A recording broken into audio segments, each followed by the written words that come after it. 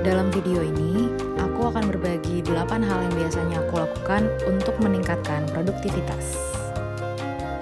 Nomor 1, awali hari dengan baik. Sebelum memulai kesibukanmu, mulailah harimu dengan baik. Jika kamu adalah salah satu yang kesulitan untuk bangun pagi, aku juga kok dulu.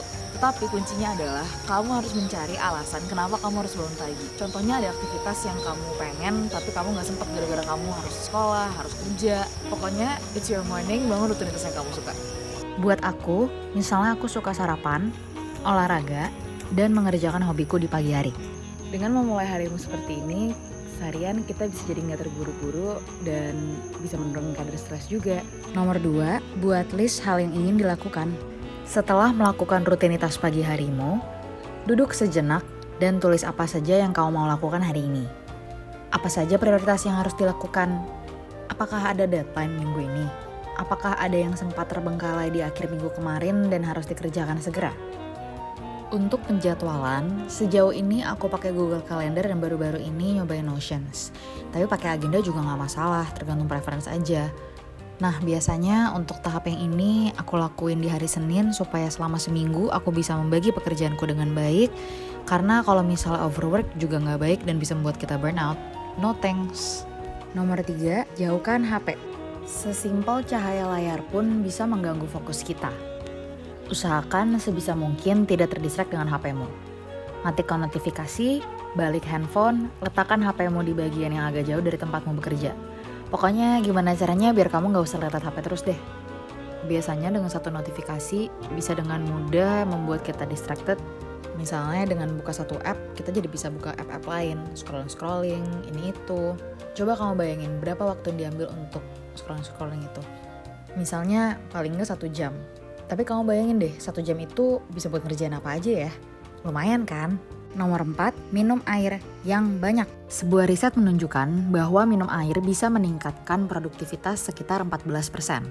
Hydration status kita sangat mempengaruhi kapasitas dan fungsi otak kita. Selain itu mencegah untuk membuat kita sakit kepala dan merasa anxious. Berarti, hanya dengan memasukkan minum air menjadi prioritas, bukan saja kita bisa menyelesaikan pekerjaan dengan cepat, tapi bisa membantu memberikan energi baru untuk mencapai target kita. Nomor 5, ambil break. Jika kita ingin meningkatkan performa pekerjaan kita, maka ambil break itu penting banget di antara pekerjaan yang satu dan pekerjaan yang lain. Dengan ini kita bisa merilis stres dan benar-benar membuka kesempatan untuk ide-ide datang ke kita. Selain itu, kalau misalnya kita kerja terus-terusan, kadang-kadang kita suka miss atau tidak sadar akan the bigger picture. Padahal misalnya ada beberapa hal-hal penting yang kita lewatkan di dalam suatu pekerjaan itu.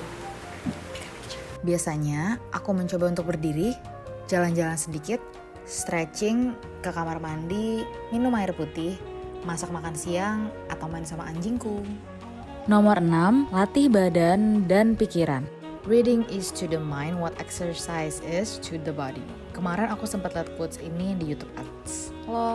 Sebagai orang yang sempat tidak terlalu suka membaca dan atau olahraga aka selalu cari alasan, ternyata memang akar dari segala alasan ini adalah aku harus menemukan terlebih dahulu kenapa aku mau melakukan hal-hal tersebut. Akhirnya aku menemukan kembali kenapa aku suka baca buku dan olahraga. Ketujuh, jangan menunda. Mager, capek, susah, ntar dulu. Itu semua tuh sebenarnya cuma alasan. Namun yang biasanya aku lakuin untuk ngelawan itu semua, aku coba untuk nyicil pekerjaan-pekerjaan. Misalnya aku lagi mau buat video YouTube, ya udah aku nulis dulu, aku syuting, terus aku edit. Yang penting progress. Nomor 8, beri waktu dan ruang untuk inspirasi datang. Selain kerja, jangan lupa untuk berikan ruang dan waktu untuk inspirasi datang.